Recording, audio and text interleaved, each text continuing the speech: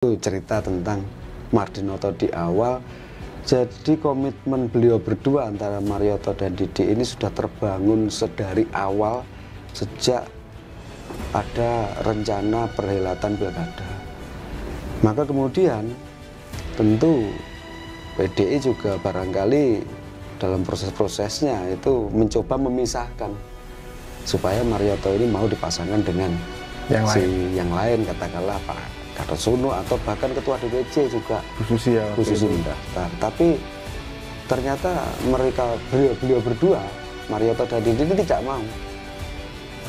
Jadi bahasa ekstrimnya, lebih baik kami tidak dibeli rekom kalau memang tidak Mardinoto. Mencari barang seperti Marioto ini sulit di Tulungagung. Kenapa Pak? Sulitnya apa? Gimana? Ini kalau barang itu ibaratkan edisi unlimited gitu ya, nggak ada kita bisa menemukan seorang Marioto yang kedua di Tulungagung gitu Pak. Gitu. Pak, terus di beberapa kesempatan wawancara Pak Marioto itu memang sering memberikan perhatian terhadap UMKM karena jumlahnya puluhan ribu kali itu. Dia mesti arahnya akan mengembangkan UMKM, memberikan kemudahan untuk membuka lapangan usaha, membuka lapangan pekerjaan. Kalau dalam poin-poin visi misi dan program unggulan Pak, ini tertuang seperti apa? Teman-teman magang ya, saya milenial Pak, yang menjadi kecemasan saat ini memang lapangan kerja untuk kita ya Mas. Maksudnya ketika kita lulus kuliah dulu saya juga merasakan susahnya dari kerja di Tulungagung. Dan di medsos Pak, ini memang ada kayak sentimen primordial terhadap Pak Marioto karena menganggap bahwa beliau itu sudah tua ya. Tapi sebenarnya ada nggak sih Pak program yang sebenarnya sangat memperhatikan kami Gen Z dan milenial ini Pak? Ada nggak Pak? Terus kalau itu kan tadi sudah disinggung UMKM, pariwisata, infrastruktur. Ini ada satu unsur masyarakat yang mungkin juga banyak Pak di Tulungagung, emak-emak. Nanti ini kan memang ada ya beberapa program dulu yang untuk PKK lah apa ya. Cuma kalau ini kan saya membaca ada program perempuan mandiri Permadi, ini kayak baru ini Pak yang diluncurkan. Ini kan menjadi perhatian Mardinoto untuk emak-emak di Tulungagung. Ini akan digulirkan seperti apa Pak kalau misal Mardinoto jadi?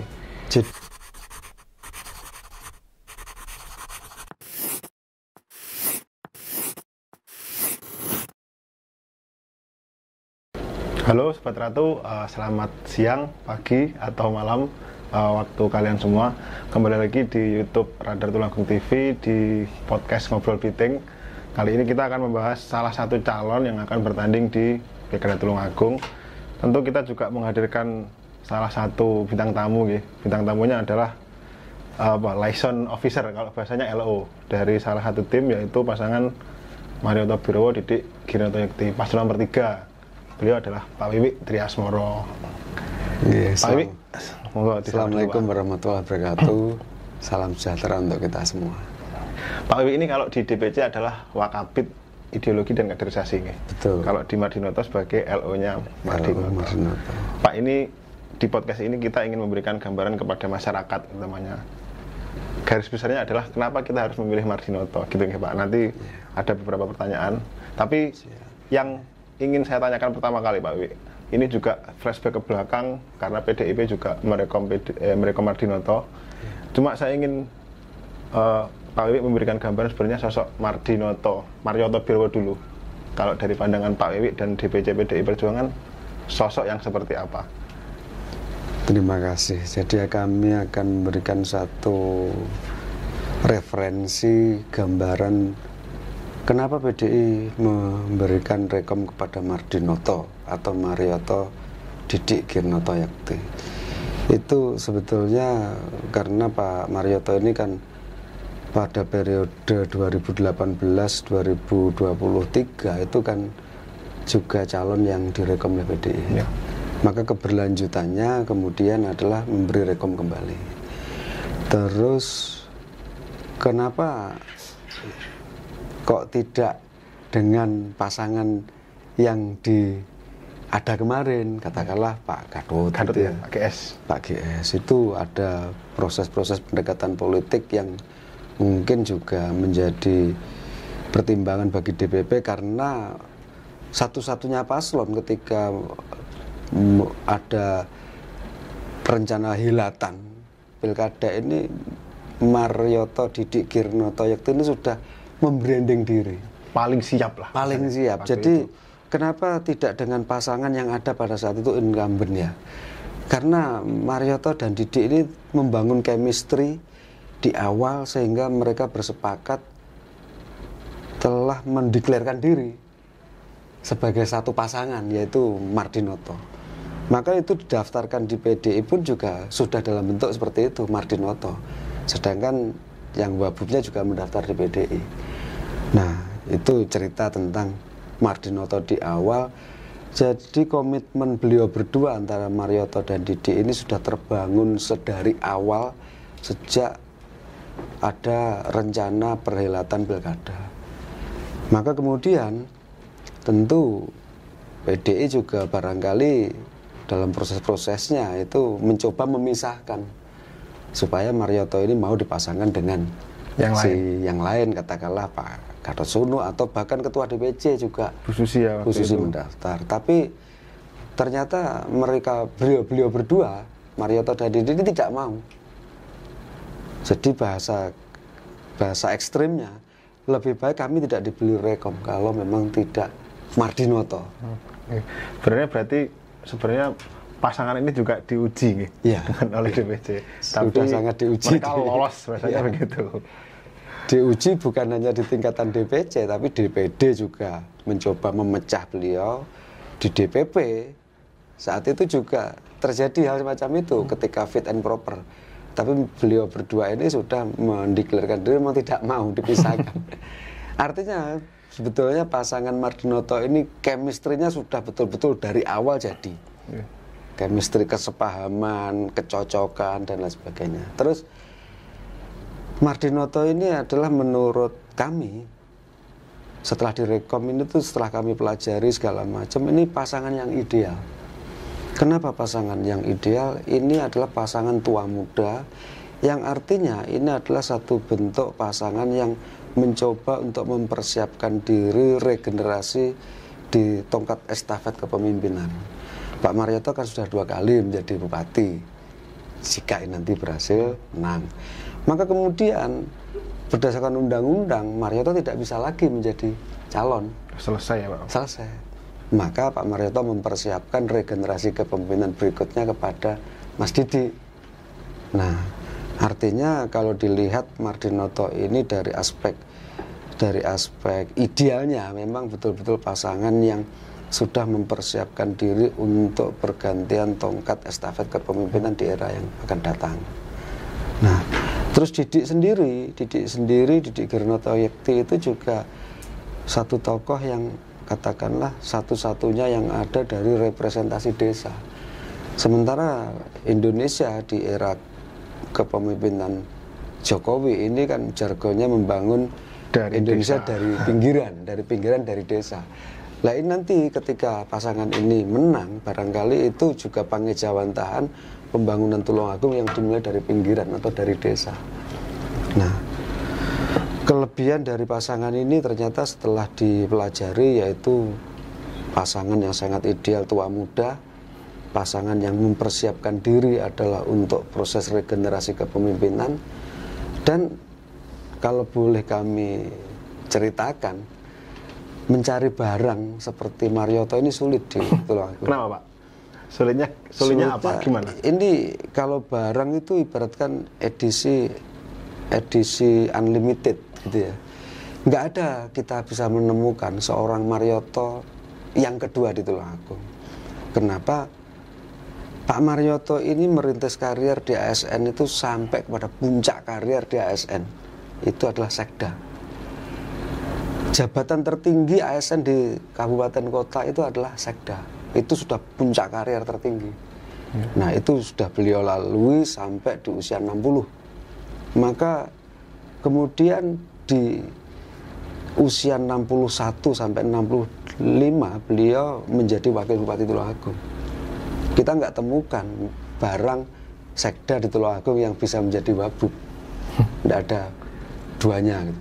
lebih disempurnakan lagi, Marioto ini menjadi Bupati Tulungagung 1 periode juga. Komplit nih. Nah, ini pasangan Pak Marioto ini, namanya Pak Marioto ini barang yang super langka di Tulungagung. Itu. Terus Mas Didik sendiri adalah satu-satunya calon yang dari kepala desa. Dia tahunya hanya tentang pemerintahan desa. Maka dengan pasangan ini jadi satu pasangan, terbangun chemistry, kemudian nanti menang, maka hampir pasti yang namanya Didik ini akan dilatih secara otomatis ya dalam pengelolaan pemerintahan oleh Marioto untuk diantarkan menjadi pemimpin di masa yang akan datang, yaitu di era pilkada barangkali nanti tahun 2029. Nah, kira-kira seperti itu kalau pasangan Mardinoto yang bisa kami ceritakan ya. Ya. Itu kan mungkin itu sudah ada gambaran ya. Kenapa kita harus memilih Mardinoto dari Pak WW. Tapi disclaimer-nya, teman-teman saya sarankan untuk membaca dulu apa visi misi dari Pak Mardinoto sebelum ini akan ke pertanyaan selanjutnya. Kalau saya membaca ya Pak, ada beberapa poin penting dalam visi misi, nanti ada dituangkan juga di program unggulan. Cuma saya ada 2 poin penting yang ingin saya tanyakan. Di visi misinya itu yang paling utama kan adalah berkelanjutan, juga kesejahteraan rakyat atau peningkatan ekonomi. Kalau salah mohon dikoreksi. Garis besarnya apa Pak? Nanti arahnya ketika misal Mardinoto memang akan menjadi Bupati Tulungagung di periode 2024 sampai 2029. Jadi keberlanjutan itu artinya begini. Memang sejatinya penyelenggaraan pemerintahan itu dimanapun itu adalah sebetulnya keberlanjutan. Kenapa? Karena kita yang di daerah ini pemerintahan paling ujung ya, ada pemerintah pusat, ada pemerintah provinsi, ada pemerintah kabupaten. Itu diikat oleh yang namanya undang-undang tentang sistem perencanaan pembangunan nasional, yaitu Undang-Undang 25 tahun 2004 tentang sistem perencanaan pembangunan nasional.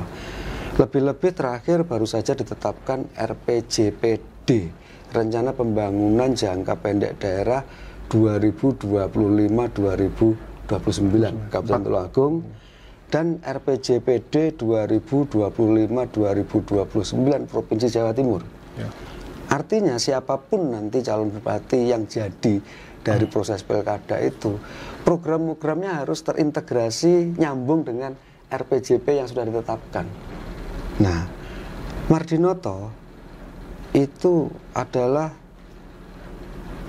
Pak Mariotonya ketika menjadi bupati itu telah membuat program-program yang sangat mendapatkan satu apresiasi dari, ini bukan main-main ya, yang mengapresiasi itu adalah survei juga. BPS itu adalah lembaga Badan Pusat Statistik Nasional yang melakukan survei terhadap yang namanya indeks katakanlah pembangunan manusia, indeks kemiskinan, PDRB, produk domestik rate bruto. Itu yang bikin bukan pemerintah daerah, tapi itu adalah penilaian dari BPS. Lah, hasil kinerja Marioto 2018 sampai 2023 itu mencapai capaian indeks prestasi yang luar biasa. Dan ini harus dilanjutkan ya, karena itu adalah hasil kerja beliau. Maka di sini Mardinoto itu memiliki jargon atau tagline adalah keberlanjutan. Contoh yang ingin kami sampaikan yang pasti-pasti saja yang keberlanjutan ya.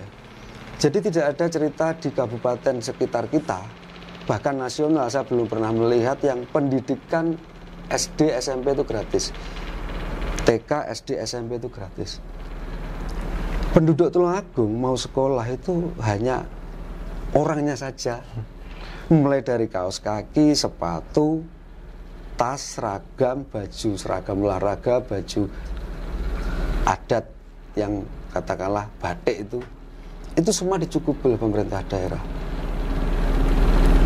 Masyarakat di sekitar kabupaten kita, Trenggalek, Blitar, Kediri, bahkan se-Jawa Timur, bahkan nasional, nggak ada loh yang punya program seperti itu. Dan itu kalau tidak dilanjutkan, maka itu pelanggaran. Karena itu dituangkan dalam perda di era Mardinoto, di era Sahto dulu. Maka itu harus dilanjutkan, nggak boleh nggak dilanjutkan. Bupati siapapun nanti yang terpilih harus melanjutkan program itu. Nah, itu yang pertama. Yang kedua kaitannya dengan kesehatan. Kesehatan utamanya yang rujukan yaitu di rumah sakit. Kan ada kesehatan dasar itu di puskesmas, ada kesehatan rujukan di rumah sakit. Marioto saat itu ketika beliau menjadi bupati itu meringankan biaya bahkan sampai gratis bagi warga penduduk Tulungagung yang betul-betul tidak mampu ketika sakit dirujuk di rumah sakit Dr. SK Tulungagung. Nah, itu juga dituangkan dalam perda. Maka itu harus dilanjutkan. Tidak mungkin itu akan berhenti sepanjang perdanya tidak diganti. Itu yang harus dilanjutkan. Terus prestasi-prestasi yang lain seperti katakanlah Rumah Sakit Dr. SK ini adalah rumah sakit terbaik dunia dalam hal pelayanan publik.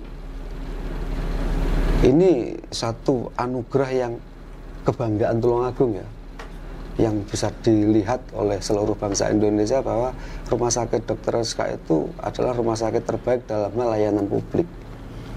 Nah, terus yang berikutnya juga ada program-program di Marioto yang itu memang harus dilanjutkan seperti BIS antaran sekolah itu ya, itu nanti akan dilanjutkan bahkan ditingkatkan baik jumlah BIS-nya maupun jarak antaran ya. Itu untuk mempermudah yang namanya akses pendidikan. Maka program-program yang akan dilanjutkan seperti itu dari Marioto di era 2025-2029 ya. Seperti itu. Pak, terus dari liputan yang kita lakukan ya tim radar Tulungagung utamanya Pak, memang pemerintahan sebelumnya memang nggak sempurna bisa dikatakan, memang masih ada kekurangan. Utamanya dari infrastruktur Pak yang menjadi keluhan masyarakat. Terus ada pariwisata yang mungkin juga belum digarap dengan baik. Kalau tahun depan misal Marioto jadi akan dibawa seperti apa Pak sektor ini Pak? Kami ingin lengkapi yang namanya keberlanjutan itu adalah sesuatu yang sudah baik akan disempurnakan, sesuatu yang belum baik harus dilakukan satu percepatan untuk perbaikan. Memang diakui secara nyata bahwa pembangunan infrastruktur di era Pak Marioto jadi bupati itu memang lemah. Kenapa? Itu berbagai sebab yang menjadikan penyebab Marioto tidak bisa membangun infrastruktur. Penyebab pertama adanya anomali cuaca di tahun 2019 yang kita itu hampir 2 tahun ya mengalami musim penghujan. Maka dampak musim penghujan itu rusaknya infrastruktur dan itu terjadi di mana-mana. Itu hendak dilakukan perbaikan infrastruktur karena aspal itu musuhnya memang air. Iya. Kemudian tahun 2020 muncul yang namanya pandemi COVID. Itu Pak, yang itu mungkin nggak Tulungagung saja ya, semua merasakan itu. Semua merasakan. Semua anggaran yang diberikan dari pemerintah pusat kepada kabupaten harus difokuskan untuk menyelesaikan yang namanya program kesehatan selagi ada pandemi COVID pada saat itu. 2 tahun itu. Maka praktis 3 tahun tidak bisa melakukan pekerjaan tanggung jawab berkaitan dengan infrastruktur. Masih ditambah lagi 1 tahun yaitu refocusing.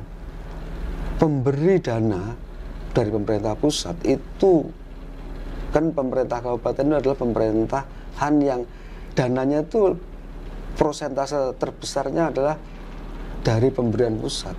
Maka ketika pemerintah pusat memberikan garis kebijakan itu untuk refocusing bidang kesehatan, kita tidak bisa berbuat apa-apa.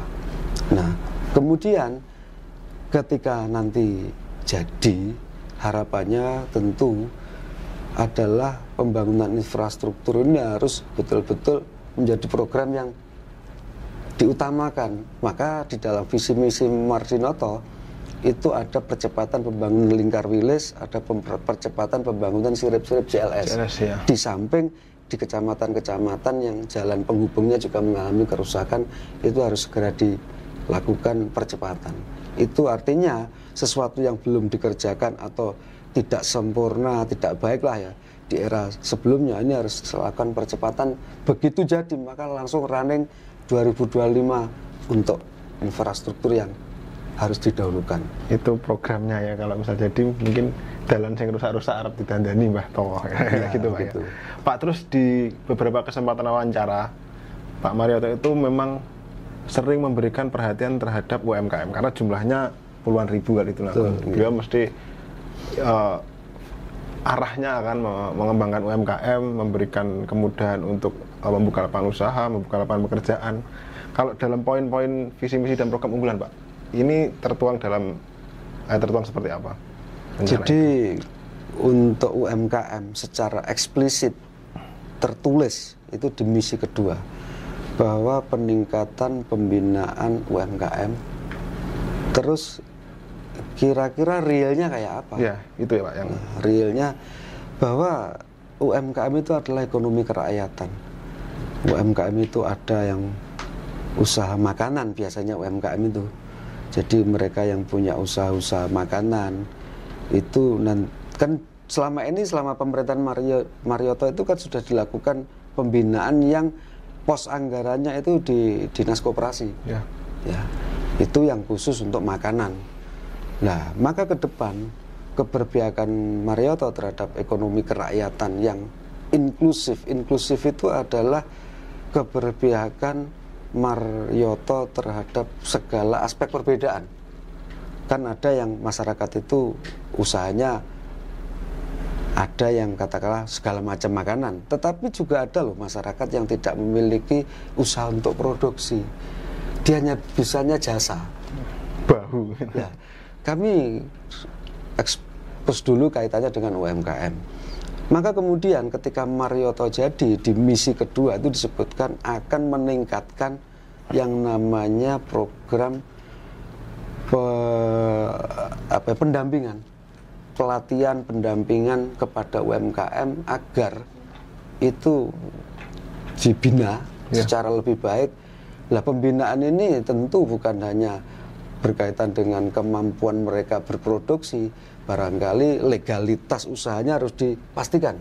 Yang kemudian barangkali perlu pendampingan kaitannya packaging. Ya, karena sekarang kalau packnya tidak baik nggak laku. Ya, terus katakanlah merek itu barangkali sampai ada yang katakanlah merek belum terdaftar betul di Menkumham, akan difasilitasi untuk dicarikan hak paten, haki. Lebih dari itu semua, yang paling sulit di UMKM itu ketika kaitannya dengan permodalan. Ya, Pak. Nah, Marioto bersama Didik menyiapkan program akses permodalan, permudahan akses permodalan di bank. Kita akan punya bank daerah PDBPR. Maka kemudian UMKM yang ada itu akan dilakukan satu proses fasilitasi agar dipermudah akses kreditnya. Itu yang untuk UMKM. Sekarang bagi mereka-mereka yang tidak memiliki jenis usaha seperti itu, dia punyanya cuma bahu. Saya hanya punya tenaga. Marioto menawarkan apa? Mardinoto menawarkan apa? Di Dinas Tenaga Kerja dan Transmigrasi, Marioto itu telah berhasil menciptakan satu penciptaan lapangan kerja. Jadi bagi anak-anak muda yang dia punyanya hanya tenaga, dilatih. Katakanlah bisa dia potong barbershop ya. Dia dilatih di sana. Bukan hanya dilatih itu sepulang dari latihan kalau dia nggak punya alat juga nggak bisa kerja. Maka di samping dilatih juga diberi alat loh. Ya, Pak. Tetapi dengan jaminan kalau sampai kurun waktu 6 bulan alat yang sudah disediakan untuk diberikan ini tidak juga dia punya tempat usaha, maka alat ini tidak boleh diambil. Itu katakanlah untuk anak-anak atau masyarakat yang punyanya hanya bahu tenaga. Bisa katakanlah barbershop, bisa barista kopi, las juga ada. Las ada, bahkan laundry. Diberi mesin loh. Diberi mesin cuci sampai kepada mesin setrika yang uap itu secara gratis loh. Karena Marioto berpikiran bahwa Kalaupun dilatih pulang nggak punya alat usaha, dia juga jadi pengangguran lagi. Nah, maka Mardinoto ada programnya itu di misinya, itu yang nanti bisa ditagih. Kalau Mardinoto menang itu nanti ditetapkan dalam perda dan langsung bisa ditagih. Dan Mardinoto tentu akan senang sekali kalau ada yang menagih. Kenapa? Itu akan dijadikan super prioritas, didahulukan. Kalau tidak ditagih, prioritas artinya nanti dulu. Tapi kalau ada masyarakat yang menagih, itu akan menjadi super prioritas, artinya itu harus didahulukan.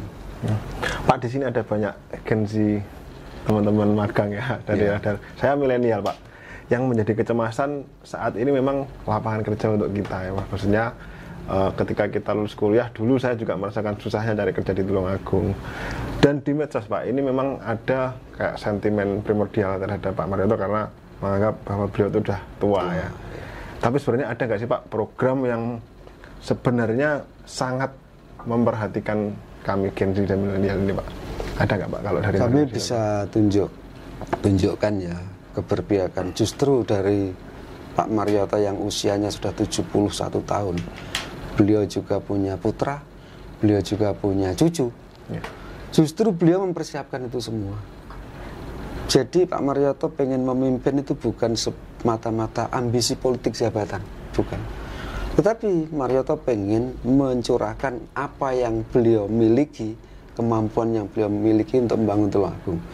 Untuk generasi Gen Z, ya, itu ada program yang namanya peningkatan ekonomi milenial kreatif. Maka sejatinya itu adalah program untuk memfasilitasi anak-anak yang usia katakanlah Gen Z itu sukanya kan main HP. Ya, Pak. Nah, dia boleh tidak punya usaha, tapi dia bisa bikin startup.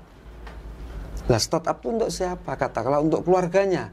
Ibunya, bapaknya punya usaha, tapi di era digital ini kan menjadi harus bersaing di tingkat global.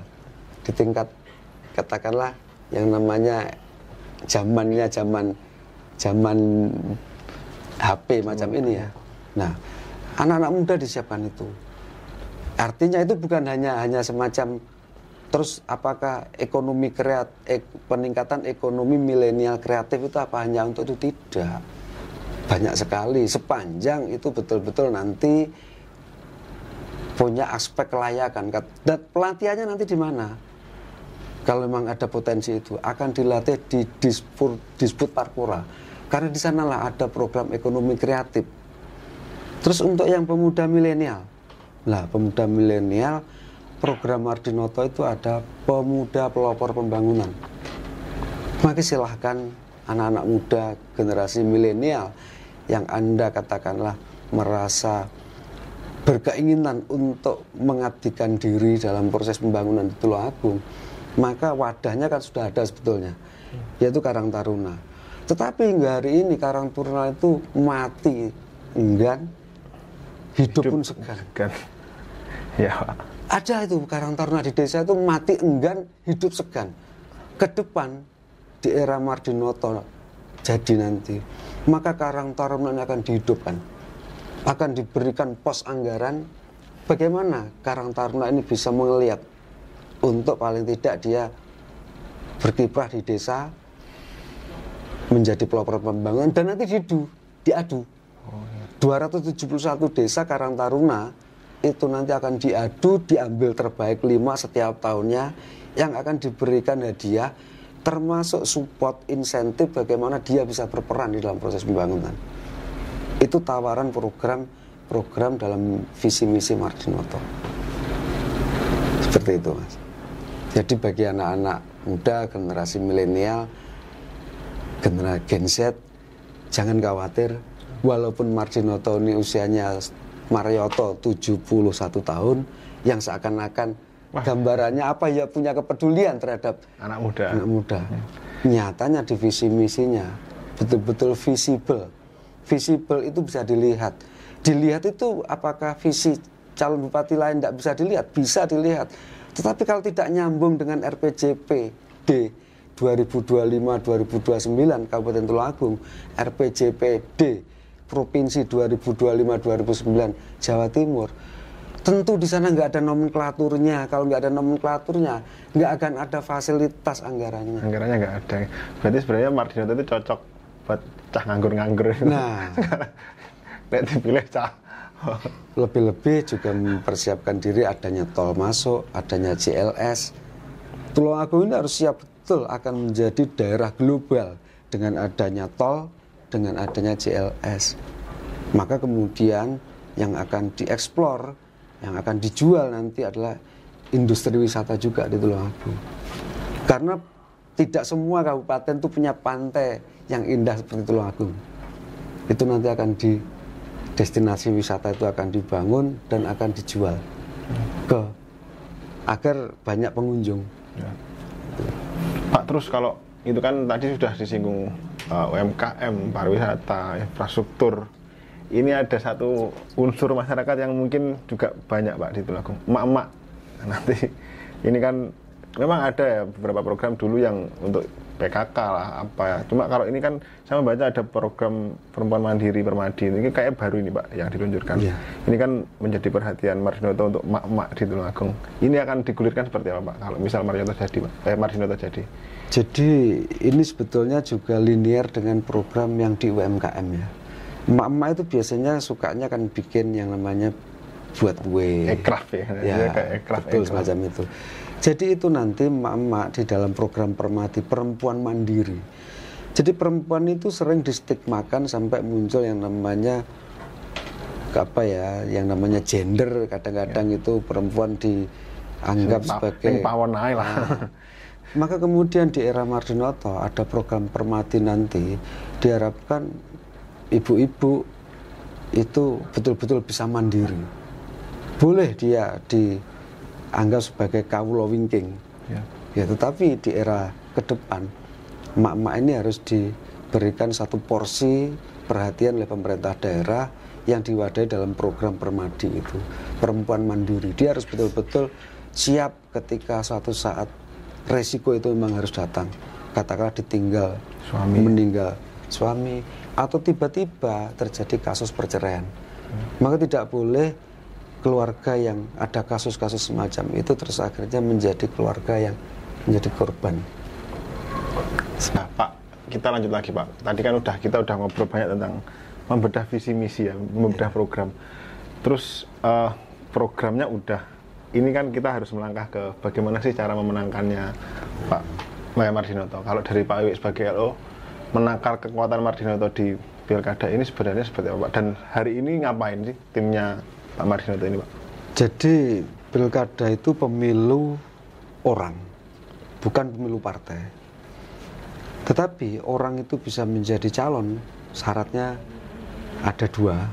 Satu diberangkatkan oleh partai, dua bisa calon independen.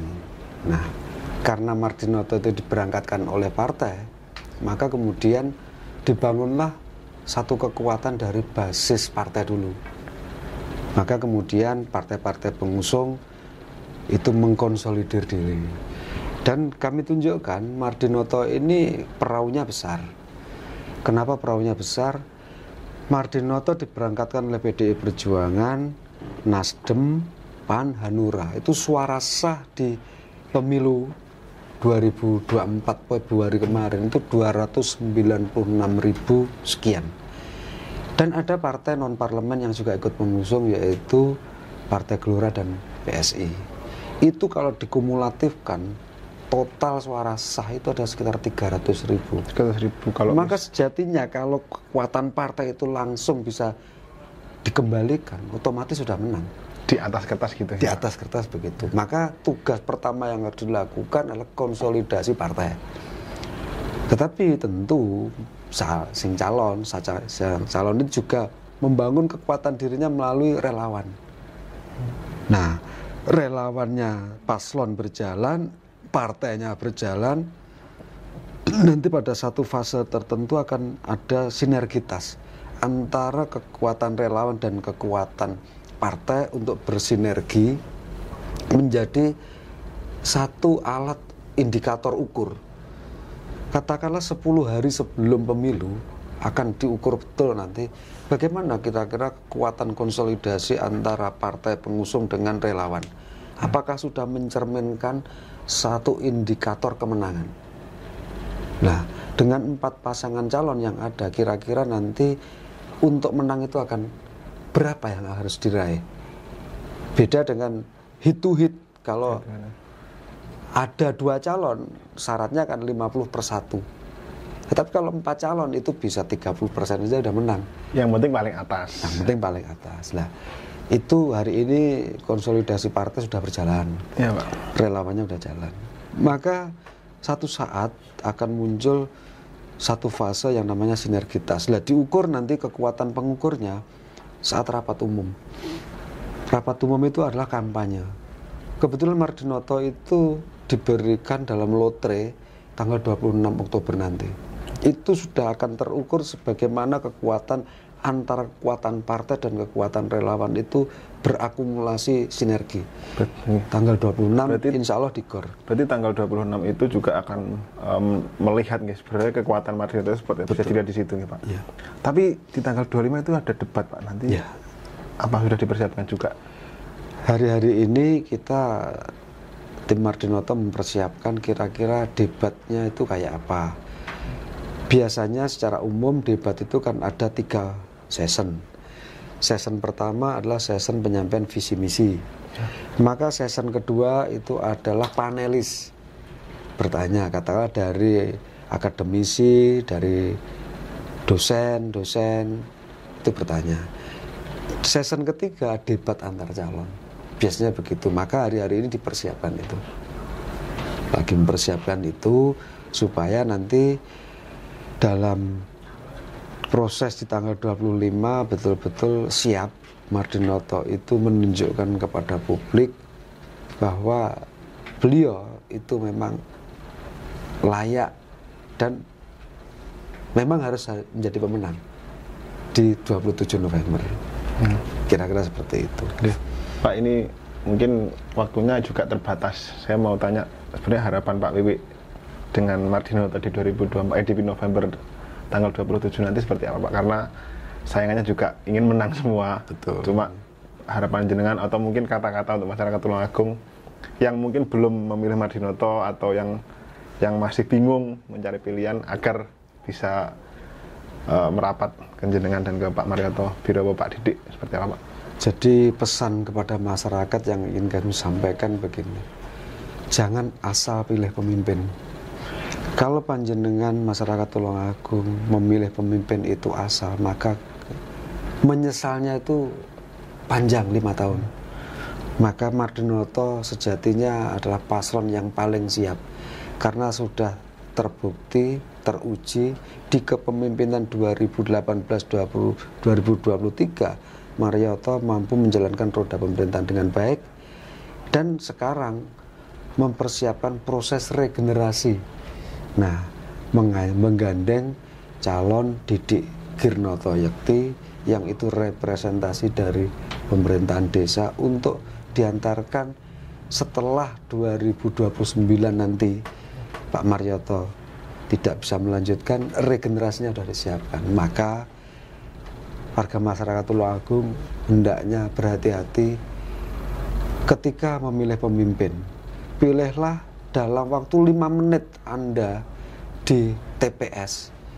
Itu betul-betul pilihlah yang betul-betul pemimpin yang bisa membawa Tulungagung ke depan lebih baik. Dan pesan kami juga, pilihan boleh berbeda tetapi kondusivitas, keamanan, kenyamanan warga Tulungagung harus tetap terjaga. Jangan beda pilihan terus terjadi keributan. Eman-eman Tulungagung yang kondusif ini harus dijaga bareng-bareng secara bersama-sama. Kira-kira itu. Kalau dari saya mungkin teman-teman bisa berbeda pilihan, tapi itu cukup, pilihannya cukup dituangkan di bilik saja. Kalau di luar kita teman semua ya, Pak. Kita juga ngopi bareng, kita diskusi bareng. Mungkin itu saja diskusi kali ini. Moga-moga bisa memberi gambaran para pemirsa dari Tulungagung TV, utamanya untuk Mardinoto. Kalau misal bingung juga memilih sini nggak apa-apa, atau mungkin punya pilihan lain ya monggo, tapi yang jelas jadi kondusif. Kondusivitas Kalau dijaga. Kalau ada salah kata, saya mohon maaf. Mungkin sekian, saya dan Pak Wiwi undur pamit dulu. Terima kasih semuanya. Assalamualaikum warahmatullahi wabarakatuh. Waalaikumsalam.